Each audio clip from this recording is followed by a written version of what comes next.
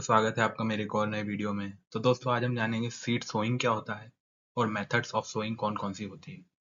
तो चलिए आगे बढ़ते हैं। तो सबसे पहले हम देखते हैं what is seed sowing. It is an art of placing a seed in suitable soil condition for proper germination and growth. Seed sowing का मतलब क्या होता है? सीड सोइंग का मतलब होता है जब हम कोई सीड होता है ना, जो जो हम सोइंग के लिए मतलब कुछ फसल उगाने के लिए इस्तेमाल करते हैं, उसको जब हम क्या करते हैं, किसी पर्टिकुलर एक सूटेबल सॉइल जिसमें सारे न्यूट्रिएंट, मैक्रोन्यूट्रिएंट, माइक्रोन्यूट्रिएंट्स, सारे मिनरल प्रेजेंट हो और ऑर्गेनिक मैटर एप्रोप्रिएट मात्रा में प्रेजेंट हो, जो कि किसी क्रॉप क्रॉप को ग्रो करने में हेल्प करे। तो ये क्या है, बस उस बीज को उस सॉइल में ऐसे प्लेस करना जिससे वो एक सीडलिंग में कन्वर्ट हो जाए, मतलब उग जाए। इसी इसी आर्ट को क्या बोलते हैं हम? सीड जर्मिनेशन, सीड सोइंग बोलते हैं। सो अगला पॉइंट देखते हैं हम। Seed entrails plant the right number of seed per unit area, the depth at which the seed are buried in the soil and the distance between the row. जब हम seed sowing करते हैं, तो seed sowing करते time हमें किन किन बातों का ध्यान रखना चाहिए? वो क्या है? एक तो राइट नंबर ऑफ सीड लगाने पड़ेंगे हमको पर यूनिट एरिया में। एक यूनिट, मान लो 1 हेक्टेयर में हमको 100 किलो गेहूं के बीज बोने पड़ते हैं, तो ये क्या है? एक राइट नंबर है। एक तो हमको डेप्थ भी देखनी पड़ती है कि वो प्रॉपर डेप्थ में है कि नहीं है। अगर ज़्यादा डेप्थ में चले जाएंगे तो वो सीड पेनिट्रेट ही नहीं कर पाएगा, तब ग्रो होगा, तब उसमें imbibition, first entry of water होगा, तो वो ग्रो ही नहीं कर पाएगा, क्योंकि जो सॉइल की लेयर है वो बहुत ज़्यादा थिक हो जाती है। उसके बाद हमको क्या देखना पड़ता है? डिस्टेंस बिटवीन दी रो। जो रो टू रो डिस्टेंस है, प्लांट टू प्लांट डिस्टेंस है, वो क्या होना चाहिए? मेंटेन होना चाहिए। तभी हम इसे कह सकते हैं कि एक सीड सोइंग जो है वो एक प्रॉपर मैनर में हुई है, वो परफेक्टली हुई है। चलिए अगली स्लाइड पे चलते हैं। सो अगला आता है हमारा मेथड्स ऑफ सोइंग। इसमें फर्स्ट मेथड कौन सी आती है? ब्रॉडकास्टिंग आती है। ब्रॉडकास्टिंग, आप जैसे कि यहाँ ये आप देख सकते हैं, अ, ये आप यहाँ देख रहे हैं, ये क्या कर रहा है? ये मैनुअली हाथों के द्वारा क्या कर रहा है? बस बीजों को छिड़क रहा है, मतलब फैला रहा है बस। तो इसी को क्या बोलते हैं? इसको ब्रॉडकास्टिंग बोलते हैं। इसकी डेफिनेशन देख लेते हैं हम। सीड्स आर स्कैटर्ड इवनली, इसमें इवनली नहीं आएगा, अनइवनली आएगा sir, over the soil while working manually by holding the seeds in our hand। इसका मतलब क्या है? ये हम क्या करते हैं, हाथों में बीज लेते हैं और उसको बस ऐसे ही फैला देते हैं, जैसे कि यहाँ पे आप देख सकते हैं ये फैला रहा है ना। इसमें क्या होता है? इसमें अनइवन डिस्ट्रीब्यूशन ऑफ सीड होता है। इसमें हम कोई row to row, plant to plant distance maintain नहीं कर सकते, ना ही सोइंग डेप्थ मेंटेन कर सकते हैं। तो ये क्या है? एक तरह से बहुत ज्यादा इसमें सीड बहुत ज्यादा कंज्यूम होता है और ग्रोथ होती होती बहुत कम होती है। तो इसके अगली मेथड पे जाएंगे हम। सो नेक्स्ट क्या आती है हमारी? नेक्स्ट आती है हमारी ड्रिलिंग। ये आती है ड्रिलिंग। ड्रिलिंग यहाँ देख सकते हैं, इस डिवाइस को क्या बोलते हैं? जो इस डिवाइस, ये जो कनेक्टेड है इससे, इसको बोलते हैं सीड ड्रिल बोलते हैं। जो ये ट्रैक्टर से कनेक्टेड है इसको सीड ड्रिल बोलते हैं। अब सीड ड्रिल में क्या होता है देखते हैं। The process involves continuous pouring seeds into furrow lines which are then covered and compacted by dirt। देखो यहाँ फरो लाइन बनी हुई है, ये बनी हुई है फरो लाइन, दिख रही है आपको? ये फरो लाइन में क्या हो रहा है? ये सीड ड्रिल क्या कर रहा है? इन फरो लाइन में छोटे छोटे होल करते जा रहा है और उसमें सीड डालते जा रहा है, ठीक है। और फिर वो कवर्ड कैसे हो रहे हैं? वो कवर्ड हो रहे हैं डर्ट से, ठीक। डर्ट मतलब हल्की सी धूल या मिट्टी से। तो इसी को क्या बोलते हैं? इसी को बोलते हैं हम ड्रिलिंग। अब इसका देख लेते हैं अगला point. It it accomplished by using a seed drill. Seed drill use हो रहा है, इसमें दिख रहा है आपको, एक प्रॉपर इंस्ट्रूमेंट आता है इसके लिए।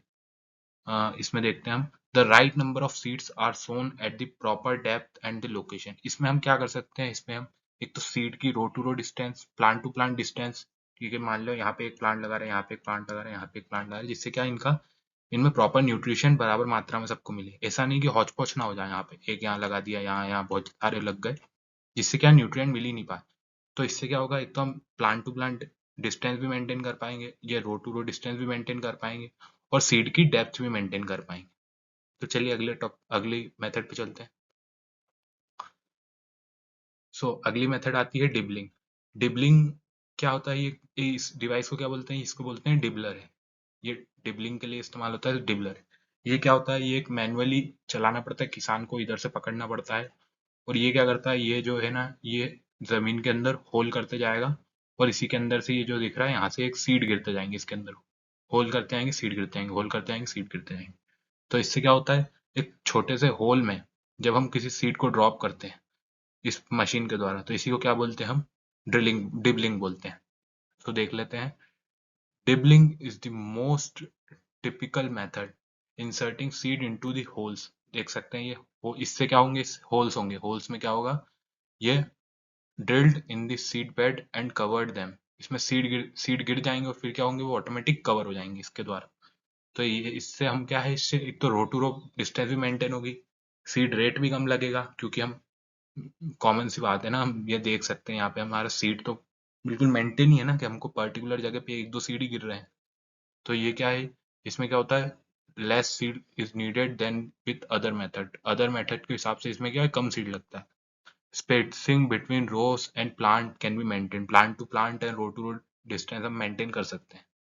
ऑप्टिमम प्लांट पॉपुलेशन भी मेंटेन कर सकते हैं, कि जितना एक, मान लो 1 हेक्टेयर एरिया है, तो 1 हेक्टेयर एरिया में मान लो इतना पर्टिकुलर बीज या पर्टिकुलर सीड ही उगेगा, तब जाके हमको मैक्सिमम प्रोडक्शन मिलेगी और अच्छी क्वालिटी प्रोडक्शन प्रोडक्शन मिलेगी।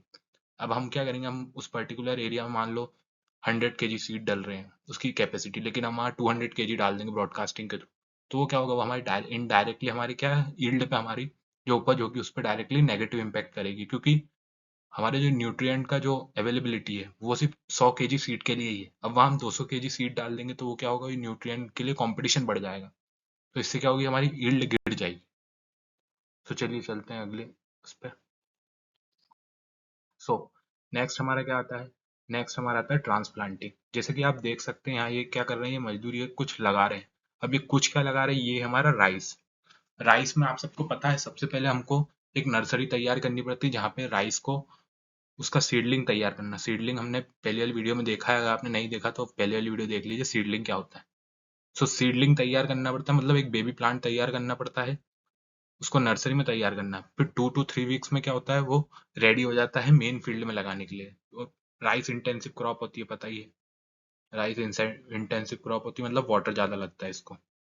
ठीक है, तो ये क्या हो रहा है, यहाँ पे सीडलिंग जो है प्रिपेयर करा है नर्सरी में, ये जो प्रिपेयर करा है सीडलिंग नर्सरी में, इसको क्या कर रहे हैं, ये यहाँ पे लगा रहे हैं। तो इसी को क्या बोलते हैं, नर्सरी से लेकर एक मेन फील्ड में जो हम इसको लगाते हैं, किसी भी सीडलिंग को लगाते हैं, तो इसी को क्या बोलते हैं, हम ट्रांसप्लांटिंग बोलते हैं। अब देख लेते हैं डेफिनेशन क्या है इसकी।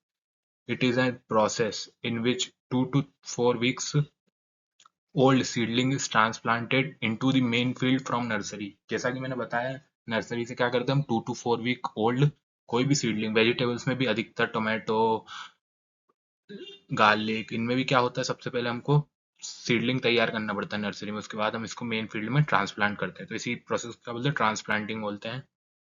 Paddy is most suitable example of transplanting. देख ही सकते हैं आप पैडी लगा रहे हैं, पैडी तो पूरा ट्रांसप्लांटिंग बेस्ड ही होता है। Small seed crops like rice which need shallow seedling and regular irrigation for good germination. ठीक है, राइस को क्या चाहिए रहता है, एक तो वाटर ज़्यादा चाहिए रहता है जिससे वो अच्छे से जर्मिनेट हो जाए, और उसको रेगुलर इंटरवल पे इरिगेशन भी चाहिए रहता है। चलो आगे बढ़ते हैं। So thanks for watching guys. अगर आपको मेरा वीडियो पसंद आया हो तो आप प्लीज़ मेरे चैनल को लाइक करें, सब्सक्राइब करें, और आपका कोई भी डाउट हो या कोई भी फीडबैक हो तो आप मुझे कमेंट सेक्शन में बेझिझक बता सकते हैं। थैंक यू गाइस, जय हिंद।